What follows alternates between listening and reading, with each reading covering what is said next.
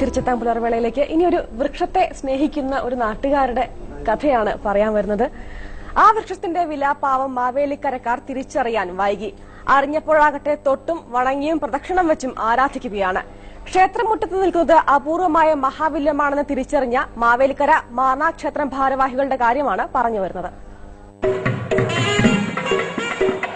മാവേലിക്കര മാന്നാർ തൃക്കുരുട്ടി മഹാദേവ ക്ഷേത്രത്തിൽ നാഗപ്രതിഷ്ഠയ്ക്ക് സമീപം 4 ആഞ്ഞിലിയുണ്ട്. ഇതിനൊപ്പം നിൽക്കുന്ന മുള്ളു നിറഞ്ഞ വൃക്ഷം വെട്ടിമാറ്റാൻ ഭാരവാഹികൾ തീരുമാനിച്ചിരുന്നു. അപ്പോഴാണ് ഭാരതത്തിലെ വിവിധ സ്ഥലങ്ങളിലൂടെ സഞ്ചരിച്ച 2 ബ്രാഹ്മണർ ക്ഷേത്രത്തിൽ ദർശനത്തിനെത്തിയത്. തൊഴുതുമടങ്ങവേ മുള്ളു നിറഞ്ഞ വൃക്ഷം കണ്ട് അവർ അത്ഭുതപ്പെട്ടു.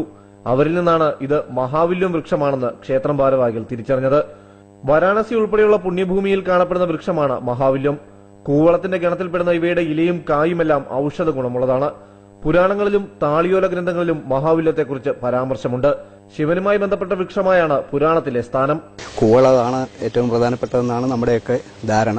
പക്ഷേ ഈ കൂവള വിഭാഗത്തിൽപ്പെട്ട മഹാവില്യം എന്ന് പറഞ്ഞാൽ കൂവള വിഭാഗത്തിൽപ്പെട്ട ഏറ്റവും ശ്രേഷ്ഠമായ കൂവളം, അതാണ് മഹാവില്യം. അങ്ങനെയുള്ളത് കേരളത്തിൽ വേറെ ഇവിടെ അല്ലാതെ വേറെയും കണ്ടിട്ടില്ലെന്നാണ് അവർ പറഞ്ഞു പോയത്. അപ്പോൾ ഇത് സംരക്ഷിക്കപ്പെടേണ്ടത് നമ്മുടെ കടമയാണ്. പുണ്യഭൂമിയിലേ ഇത് ഉണ്ടാകാറുള്ളൂ. കേരളത്തിലെ അങ്ങനെ ഒരു പുണ്യഭൂമിയാണ് തൃക്കുരുട്ടി മഹാദേവ ക്ഷേത്രം. ആ പുണ്യഭൂമിയിൽ ഇത് നമ്മൾ ഉണ്ടെന്നറിഞ്ഞു. നമ്മുടെ നാട്ടുകാരെ എല്ലാവരും കൂടിക്കൊണ്ട് ഇത് സംരക്ഷിച്ച് നിർത്താനുള്ള എല്ലാ നടപടികളും നമ്മൾ ചെയ്തുകൊണ്ടിരിക്കുകയാണ്. കൈലാസത്തിൽ പോകുന്നതിന് സമമാണ് മഹാവില്യത്തെ വലം വയ്ക്കുന്നതെന്നാണ് വിശ്വാസം. ഇതറിഞ്ഞതോടുകൂടി വൃക്ഷത്തെ സംരക്ഷിക്കുന്നതിനുള്ള തിരക്കിലാണ് ക്ഷേത്രം ഭാരവാഹികൾ. മനോരമ ന്യൂസ്, മാവേലിക്കര.